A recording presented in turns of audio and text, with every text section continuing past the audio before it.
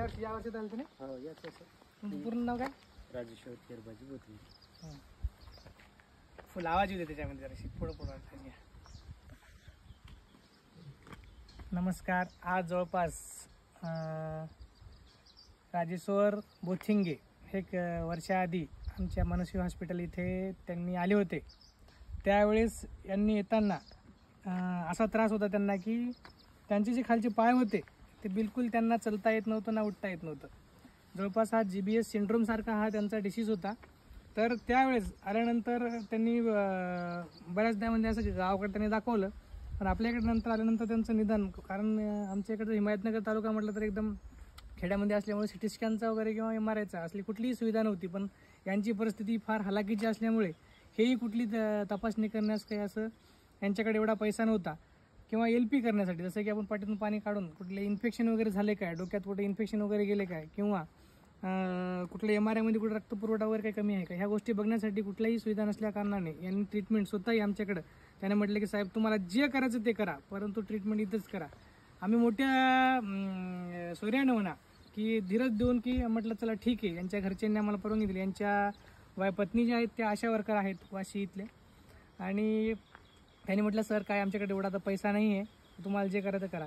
पण त्यांना जेव्हा त्यांना आले 3-4 दिवस आमच्याकडे त्यांनी ट्रीटमेंट घेतली, त्यांना आम्ही फिजिओथेरपी दिली, आणि एक ज्यावेळेस आम्हाला असं वाटलं की GBS सिंड्रोम आहे, सेन्सेशन नव्हते, उठता येत नव्हतं, तर मी एक त्यांना इंजेक्शन स्टेरॉइड देऊन जवळपास 5 दिवसामध्ये फिजिओथेरपी देऊन आज हे जे दिसतात तुम्हाला चालतात, आज माझी आणि जी माझी शाळा आहे एक घरी आश्रम शाळा, जिथे मी लहानपणास 4वी ते 5वीपर्यंत शिक्षण झालं, या शाळेमध्ये आता एक शाळेचं सभागृहाचं काम चालू आहे इथे हे, आणि या शाळेमध्ये हे वॉचमन म्हणून आज इथं काम करतात. मला खूप असा अभिमान वाटतो की आज आम्ही सहज शेताला आलो होतो, तर आज यांना बघून खूप आनंद, कारण वर्षानंतर आज मला पहिल्यांदाच भेटले इथं. तर त्यांना विचारतो काय नाही म्हणले, काम चालू आहे, छान चालू आहे म्हणले. तर कुठंतरी बघताना खूप आनंद वाटतो की आम्हाला, किंवा की कमी याच्यामध्ये सुविधामध्ये आज आमचा पेशंट खूप चांगला झाला आणि हसत खेळत आज आम्हाला भेटला, आणि त्यांनी बी आमचे आभार मानले की सर छान झालं, नाही तर आज आम्हाला कुठेतरी बाजत पडून राहावं वाटलं.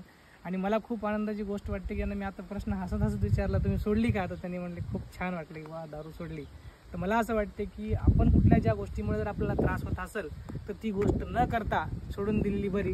तर माझ्या यांच्यासारखे बरेच बंधू माझ्या या आजूबाजूच्या खेड्यामध्ये दारू पिऊन आपलं स्वतःचा जीवन बर्बाद करून घेतात, त्यांचा संसार बर्बाद होते, त्यांच्या मुलांचं भवितव्य खराब करून टाकतात. काय त्या नशेमध्ये पडलं, तर यांच्याकडनं मला असं वाटते प्रत्येकाने शिकून घ्यावं, आणि आपण कसं आपलं जीवन सुंदर करता येते, आपलं जीवन कसं चांगलं करता येते, आपल्या मुलांचं भवितव्य कसं चांगलं करता येते, सर्वांनी असं लक्ष देऊन यांच्याकडनं शिकावं.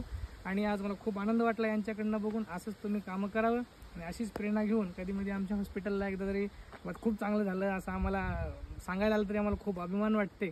आणि खूप धन्यवाद. थँक्यू.